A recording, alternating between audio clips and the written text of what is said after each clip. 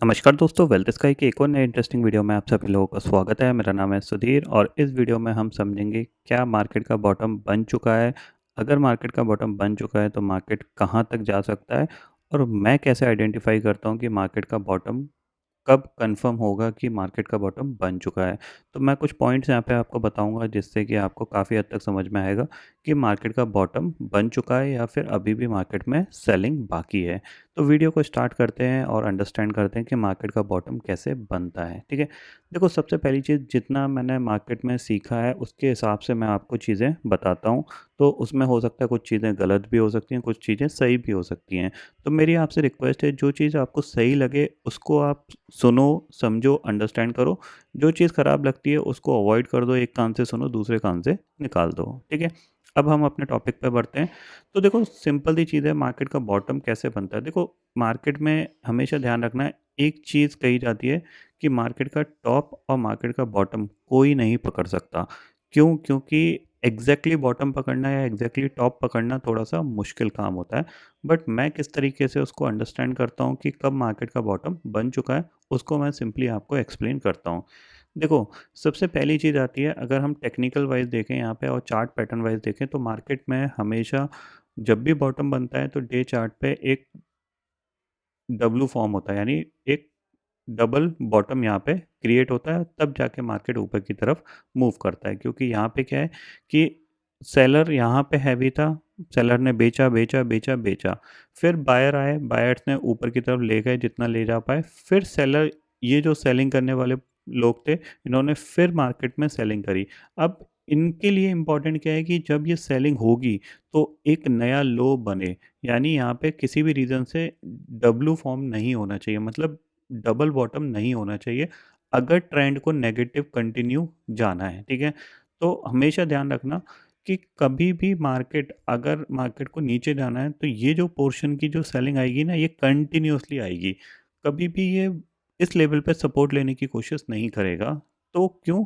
क्योंकि यहाँ से जब बायर आएंगे तो जो बायर यहाँ पे थे वो बायर प्लस नए बायर यहाँ पे इंट्रोड्यूस होने लगेंगे, जिससे कि मार्केट में क्या है, एक स्ट्रॉन्ग रैली बनने के चांसेस हाई रहते हैं।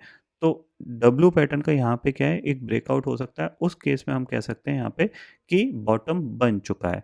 तो अगर हम अभी तक निफ्टी के चार्ट के हिसाब से देखें तो हमें कहीं पे भी डब्लू पैटर्न फॉर्म होता हुआ नहीं दिख रहा है। यहाँ पे आया, फिर सेलिंग आई, कोशिश हुई यहाँ पे ऊपर जाने के लिए, लेकिन अनदर लो यहाँ पे लग गया।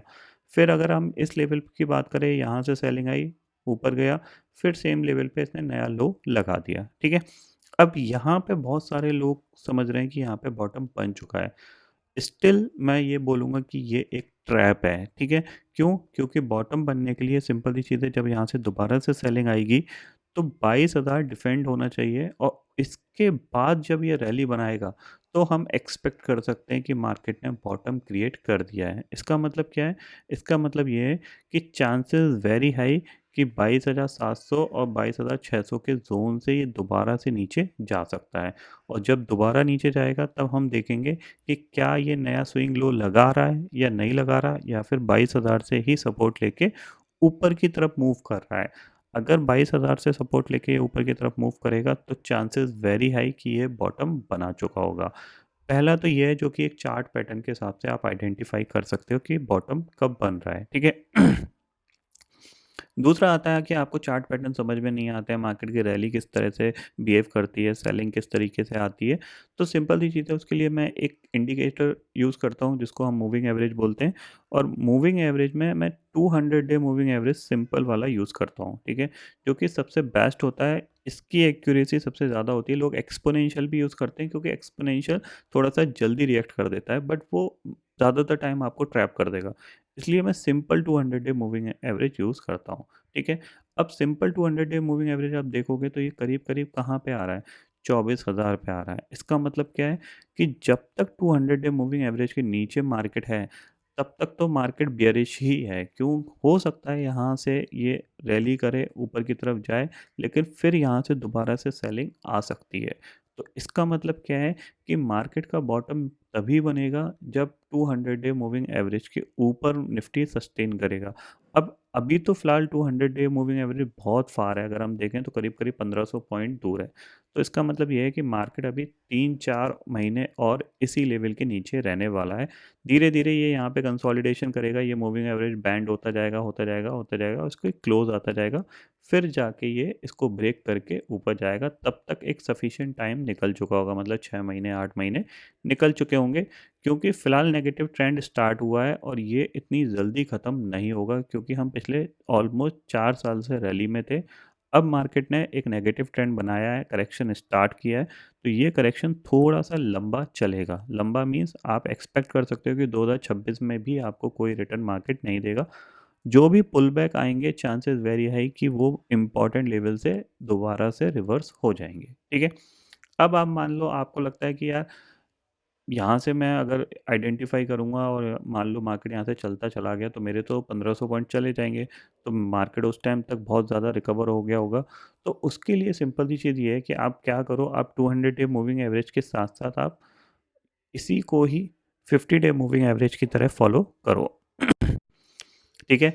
50 डे मूविंग एवरेज की तरफ फॉलो करोगे तो आपको क्या दिखेगा? आपको प्राइस का मूवमेंट दिखेगा। मूवमेंट मतलब जैसे कि यहाँ से निफ्टी गया, सेम 50 डे मूविंग एवरेज से गिर के दोबारा नीचे आ गया। फिर इसने पुल बैक दिखाया, सेम 50 डे मूविंग एवरेज से गिर के नीचे आ गया। सेम जब पुल बैक दिखाया, 50 डे मूविंग एवरेज से गिर के लो बना दिया।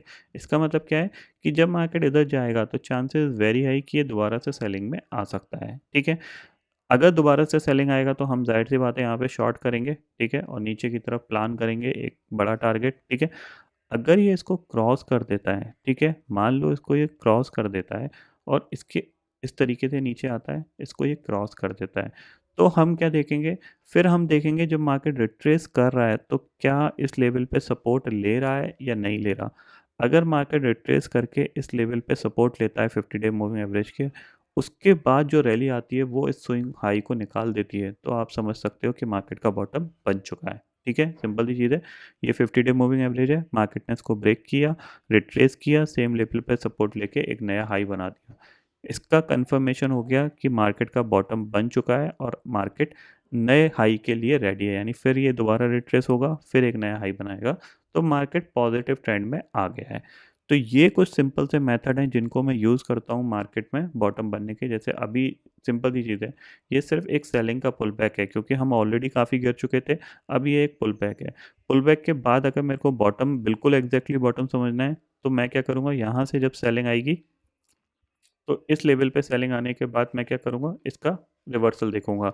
रिवर्सल देखने के बाद अगर ये लेवल ब्रेक कर रहा है, इसका मतलब क्या है, चांसेस वेरी हाई कि मार्केट बॉटम क्रिएट कर रहा है। ठीक है? इतना आप यहाँ पे ध्यान में रखना। तो आई होप दोस्तों ये पर्टिकुलर वीडियो आपको समझ में आ गया होगा दोस्तों। फिलहाल इस वीडियो में इतना ही है। आई होप ये वीडियो आपको पसंद आएगा। वीडियो पसंद आता तो लाइक और शेयर ज़रूर करिएगा और चैनल को जो सब्सक्राइब कर लीजिए, क्योंकि मैं सुधीर लेके आता रहूँगा हर दिन आपके लिए नए-नए वीडियो।